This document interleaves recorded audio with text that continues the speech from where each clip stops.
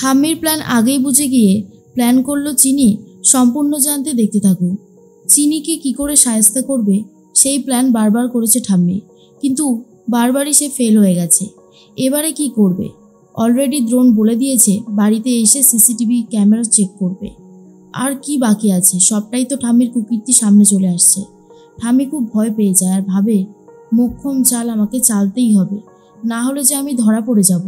এত দিনকার যে ইমেজ আমি তৈরি করেছিলাম সেটা যে আর ঠিক করে রাখতে পারবো না। না, এমনটা হতে দিলে হবে না, কিছু একটা করতেই হবে। কাল সকালে দাদুভাই আসার আগে আমি একটা কাজ করে ফেলব। এর মধ্যেই সকাল হয়ে গেছে। দ্রোণ চিনিকে নিয়ে গাড়িতে ওঠাচ্ছে। আস্তে করে গাড়ির ব্যাকসিটে শুয়ে দেয় আর বলে, চিনি তোমার অসুবিধা হচ্ছে না তো? চিনি তখন বলে, না ছোট মালিক, আমার কোনো অসুবিধাই হচ্ছে না, আমি একদম ঠিক আছি। ছোট মালিক বলে, বাহ, তাহলে তো খুব ভালোই। এরপরে নার্সরা বলে, স্যার আমরা হেল্প করব? তখনই দ্রোণ বলে, না, কাল সারা রাত আপনারাও তো জেগেছিলেন, আপনারা যান, গিয়ে একটু রেস্ট নিন। এরপরেই দ্রোণ বলে, আমি তাহলে আসছি। গাড়ি নিয়ে বেরিয়ে পড়েছে দ্রোণ। এর মধ্যে অন্তরা সকালবেলায় উঠে দেখে ঠাম্মি পড়ে রয়েছে নিচে, আর মাথাতে অনেকটা চোট লেগেছে, রক্তও বেরোচ্ছে। এটা দেখার পর অন্তরা সবাইকে ডাকতে থাকে। এরপর আস্তে আস্তে সবাই চলে আসে। সুতীর্থ বলে, মায়ের এই অবস্থা কি করে হলো?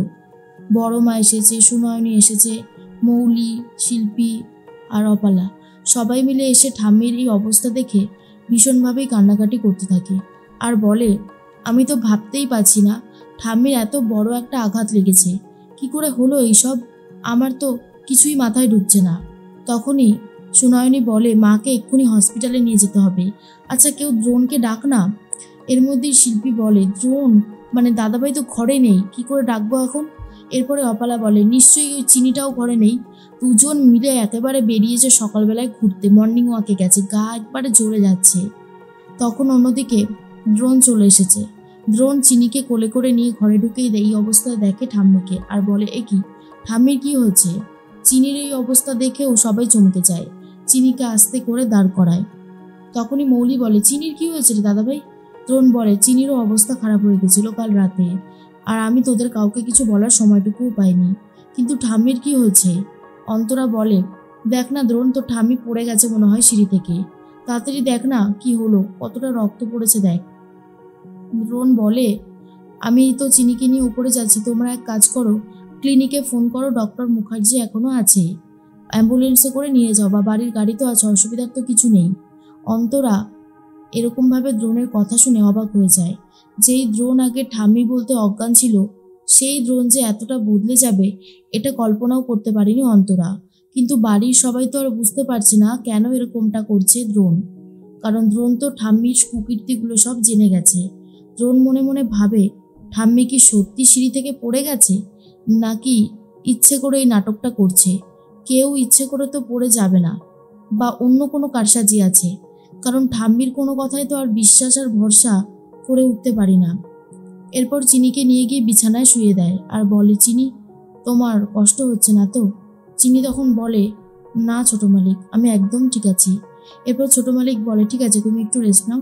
এর মধ্যেই চলে এসেছে মৌলি আর বলে, দাদাভাই তোকে তো আমরা কেউ চিনতেই পারছি না রে, ঠাম্মির এই অবস্থা হয়েছে আর তুই এখানে দাঁড়িয়ে রয়েছিস।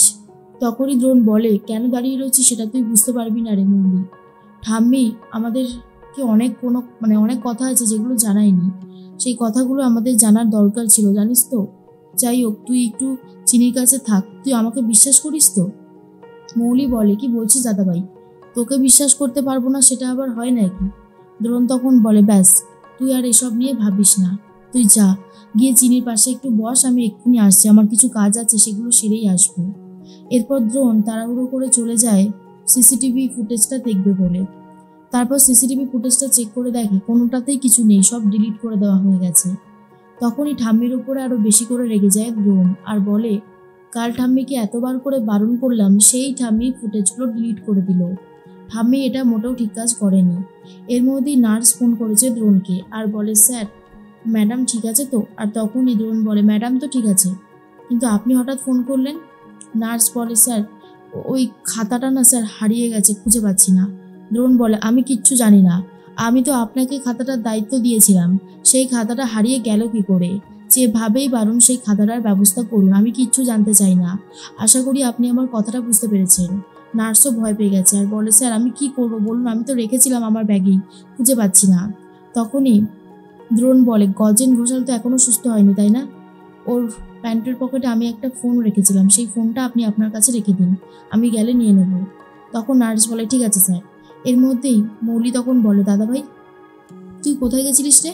তখন দ্রোণ বলে, গেছিলাম একটা কাজে। চিনি, চিনি তুমি ঠিক আছো তো? তোমার আর কোনো কষ্ট হচ্ছে না তো? চিনি তখন বলে, না ছোট মালিক, আমি একদম ঠিক আছি। আমার আপনাকে কিছু কথা বলার আছে, যেগুলো না বললেই নয়। অন্যদিকে বাড়ির অনেকেই, অন্তরা, ছোটকা, সুনয়নী, তিনজন মিলে ক্লিনিকে নিয়ে গেছে ঠাম্মিকে।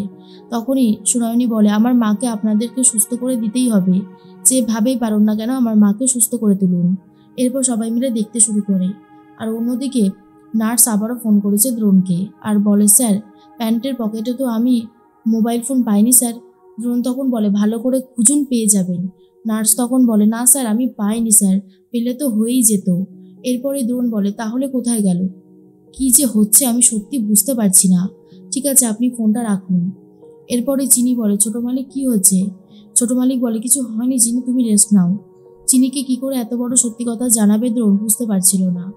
এর মধ্যেই চিনি বলে, জানেন ছোট মালিক, ওই খাতাটা আমি একটু পড়ছিলাম, ওখানে অনেক গান লেখা রয়েছে, যেই গানগুলো আমি কোনোদিনও আগে শুনিনি।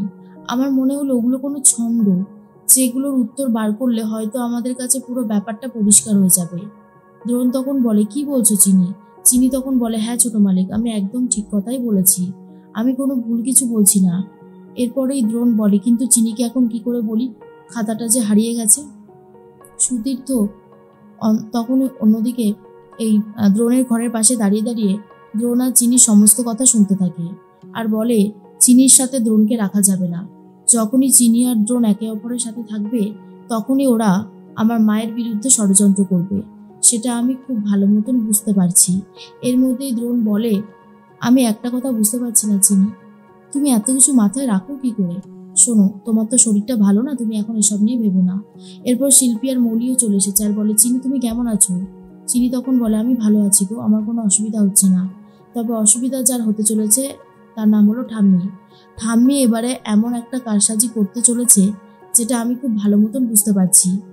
ঠাম্মি এবারে সবার কাছে এটাই প্রমাণ করবে যে ঠাম্মির স্মৃতিশক্তি চলে গেছে, তার কিছু মনেই নেই।